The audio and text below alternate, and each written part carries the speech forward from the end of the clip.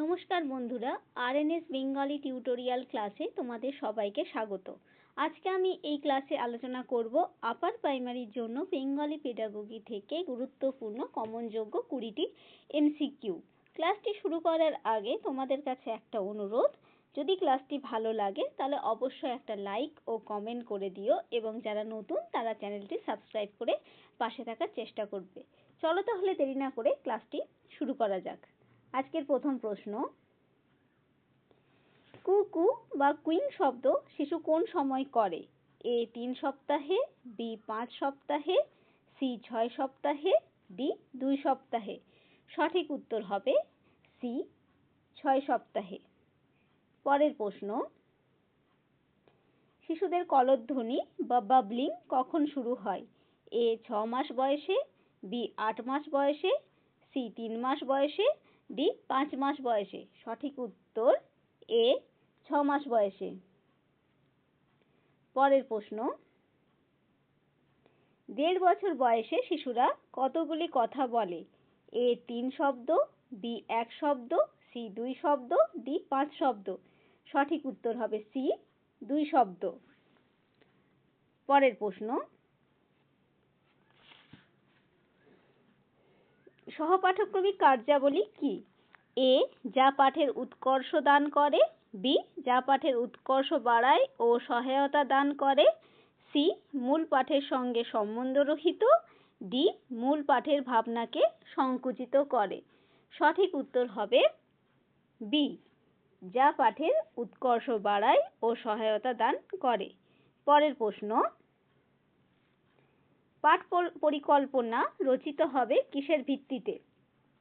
এ বয়সের ভিত্তিতে, বি ছাত্র সংখ্যার ভিত্তিতে, সি দর্শনের দৃষ্টিভঙ্গিতে, ডি শিক্ষার্থীদের চাহিদা, রুচি, মনন ও চিন্তন ভিত্তিতে। সঠিক উত্তর হবে ডি শিক্ষার্থীদের চাহিদা, রুচি, মনন ও চিন্তন ভিত্তিতে। পরের প্রশ্ন, শিক্ষক মহাশয়ের যে গুণ শিক্ষার্থীদের কাছে সবচেয়ে বেশি গ্রহণযোগ্য?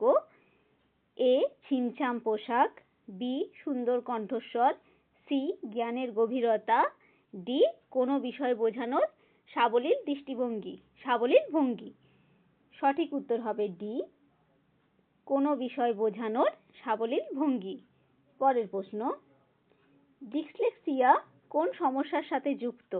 এ শোনা, বি উচ্চারণ, সি পড়া, ডি ব্যাকরণ। সঠিক উত্তর হবে সি ডিসলেক্সিয়া কোন সমস্যার সাথে যুক্ত? পড়ার সমস্যার সাথে যুক্ত। পরের প্রশ্ন, কবিতা পাঠদানের উদ্দেশ্য কি? কবিতা বক্তব্যকে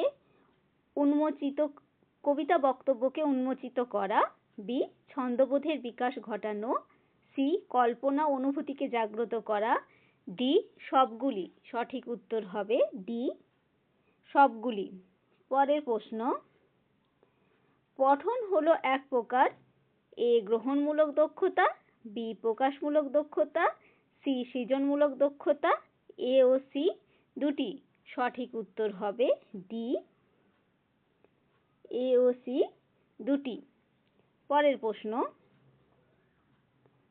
শ্রবণ, কথন, পঠন ও লিখন এই 4 প্রকারের দক্ষতার মধ্যে কথনকে রাখা হয়েছে এ প্রথম স্থানে, বি দ্বিতীয় স্থানে, সি তৃতীয় স্থানে, ডি চতুর্থ স্থানে। সঠিক উত্তর হবে বি দ্বিতীয় স্থানে।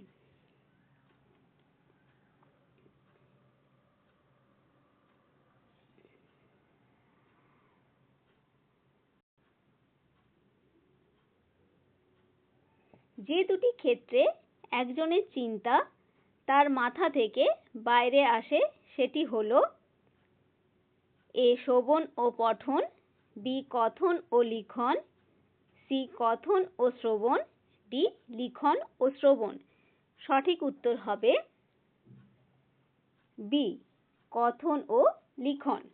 পরের প্রশ্ন, যে দুটি ক্ষেত্রে একজনের চিন্তা অন্য একজনের মাথায় প্রবেশ করে সেটি হলো, প্রথম প্রশ্নটা দেখো, যেখানে বলেছে একজনের চিন্তা তার মাথা থেকে বাইরে আসে, সেখানে হচ্ছে কথন ও লিখন, কিন্তু এখানে বলছে একজনের চিন্তা অন্য একজনের মাথায় প্রবেশ করে। একটা হচ্ছে বাইরে আসে, একটা কোশ্চেন হচ্ছে প্রবেশ করে। এই দুটো একটু খেয়াল রাখবে। তাহলে এই 12 নম্বর প্রশ্নের উত্তর হবে সি, শ্রবণ ও পঠনের সময়।